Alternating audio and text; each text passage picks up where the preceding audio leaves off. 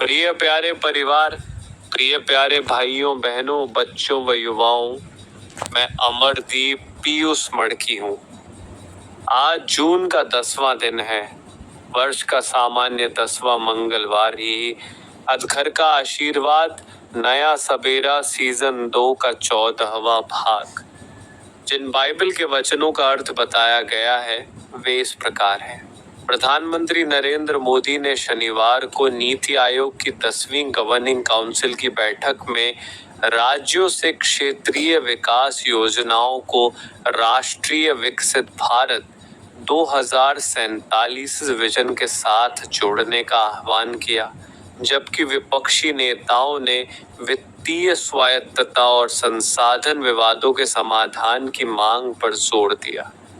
बैठक में 31 राज्य और केंद्र शासित प्रदेश शामिल हुए, जबकि कर्नाटक, केरल, पश्चिम बंगाल, बिहार और पुडुचेरी बैठक से दूर रहे। जरूर, यहाँ आपके द्वारा पूछे गए पदों और उनके अर्थ दिए गए हैं। पहला बाइबल पद पर बोले। यिर्मयाह अध्याय 229 पद संख्या 13 में बोले, तुम मुझे ढूंढोगे और पाओगे भी, क्योंकि तुम अपने संपूर्ण मन से मेरे पास आओगे। अर्थ, यह पद परमेश्वर के वादे को दर्शाता है कि यदि लोग ईमानदारी से और पूरे हृदय से उनकी खोज करेंगे तो वे उन्हें अवश्य पाएंगे। एक गहरा प्रोत्साहन है कि परमेश्वर उन लोगों के करीब आते हैं जो सच्चाई से उन्हें जानना चाहते हैं और प्रयास करते हैं। अपने सारे मन से खोजने का अर्थ है कि हमारी खोज सतही या आधी अधूरी नहीं होनी चाहिए, बल्कि हमारे पूरे अस्तित्व और समर्पण के साथ होनी चाहिए। द्वितीय बाइबल पद पर बोले। संत योहन का पवित्र सुसमाचार अध्याय 12 पद संख्या 25 में बोले, जो अपने प्राण को प्रिय जानता है वह उसे खो देता है, और जो इस जगत में अपने प्राण को अप्रिय जानता है वह अनंत जीवन के लिए उसकी रक्षा करेगा। अर्थ, यह यीशु का एक महत्वपूर्ण कथन है जो आत्म बलिदान और अनंत जीवन के मूल्य पर जोर देता है।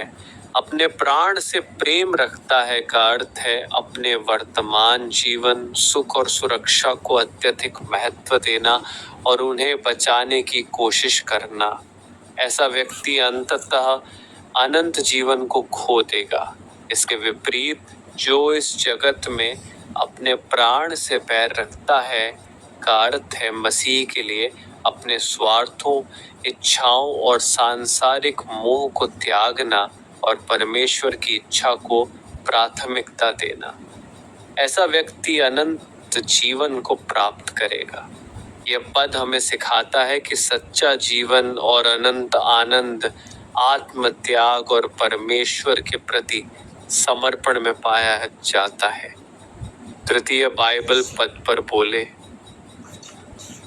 निर्गमन ग्रंथ अध्याय 2 पद संख्या 8 में बोले, फिरौन की बेटी ने कहा, जा। तब लड़की जाकर बालक की माता को बुला ले आई। अर्थ, यह पद मूसा के बचपन की कहानी का हिस्सा है। जब फिरौन की बेटी को नदी में टोकरी में एक बच्चा मिला तो उसने उसकी देखभाल करने की इच्छा व्यक्त की। मूसा की बहन ने फिरौन की बेटी से कहा कि वह बच्चे के लिए एक दाई ला सकती है, और इस तरह मूसा की अपनी माँ को ही उसे पालने का अवसर मिला। फिरौन की बेटी ने उसे मजदूरी देने का वादा किया। यह पद अप्रत्याशित परिस्थितियों में भी परमेश्वर की सुरक्षा और प्रावधान को दर्शाता है और कैसे वे अपने उद्देश्यों को पूरा करने के लिए विभिन्न लोगों का उपयोग कर सकते हैं। चतुर्थ बाइबल पद पर बोले। संत योहन का पवित्र सुसमाचार अध्याय 6 पद संख्या 33 में बोले, क्योंकि परमेश्वर की रोटी वही है जो स्वर्ग से उतरकर जगत को जीवन देती है। अर्थ, यीशु यहाँ स्वयं को परमेश्वर की रोटी के रूप में प्रस्तुत कर रहे हैं। यह पद समझाता है कि जिस प्रकार शारीरिक रोटी शरीर को पोषण देती है, उसी प्रकार यीशु जो स्वर्ग से आए हैं जगत को आध्यात्मिक जीवन और पोषण प्रदान करते हैं। यह उनके दिव्य स्वभाव और मानव जाति के लिए जीवन के स्रोत के रूप में उनकी भूमिका को दर्शाता है।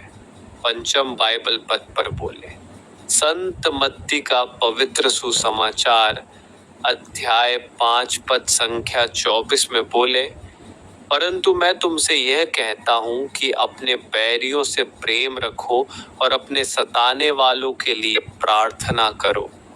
अर्थ, यह यीशु द्वारा पहाड़ी उपदेश का एक महत्वपूर्ण और चुनौतीपूर्ण आज्ञा है। यह सामान्य मानवीय प्रवृत्ति जो बदले या नफरत पर आधारित होती है के विपरीत जाती है। यीशु अपने शिष्यों को सिखाते हैं कि वे न केवल अपने पड़ोसियों से बल्कि उन लोगों से भी प्रेम करें जो उनसे नफरत करते हैं या उन्हें सताते हैं। यह प्रेम केवल एक भावना नहीं है, बल्कि एक सक्रिय इच्छा शक्ति है जो उनके लिए प्रार्थना करने तक जाती है। यह पद परमेश्वर के प्रेम के उच्च मानक को दर्शाता है जो अयोग्य पर भी दया करता है। आखिरी बाइबल पद पर बोले, कुलुस्सियों का नाम अध्याय 2 पद संख्या 4 में बोले, यह मैं इसलिए कहता हूँ कि कोई मनुष्य तुम्हें लुभाने वाली बातों से धोखा न दे। अर्थ, प्रेरित पौलुस कुलुस्सियों के विश्वासियों को प्रार्थना के महत्व पर निर्देश दे रहा है। प्रार्थना में लगे रहो का अर्थ है लगातार दृढ़ता से और बिना रुके प्रार्थना करते रहना। यह एक सामयिक गतिविधि नहीं, बल्कि जीवन का एक निरंतर पहलू होना चाहिए। धन्यवाद के साथ उसमें जागते रहो का अर्थ है प्रार्थना करते समय जागरूक और सतर्क रहना और हमेशा परमेश्वर के प्रति कृतज्ञता व्यक्त करना। धन्यवाद प्रार्थना का एक महत्वपूर्ण हिस्सा होना चाहिए, क्योंकि यह परमेश्वर की भलाई और हमारे जीवन में उनके कार्यों को स्वीकार करता है। संक्षेप में ये पद विभिन्न विषयों पर प्रकाश डालते हैं। नहमायाह में पश्चाताप और परमेश्वर की दया, यशायाह में परमेश्वर का प्रेम और सुरक्षा का आश्वासन, और सभोपदेशक में कर्मों के अपरिवर्तनीय परिणाम। आज पास्का का समारोह के अधिकारी हम प्रभु की वाणी स्थिति आराधना कर सकेंगे। उन्होंने अपने अनुयायियों से उनकी याद में समारोह को दोहराने का आह्वान किया। आमीन। मेरे YouTube चैनल को न भूलें।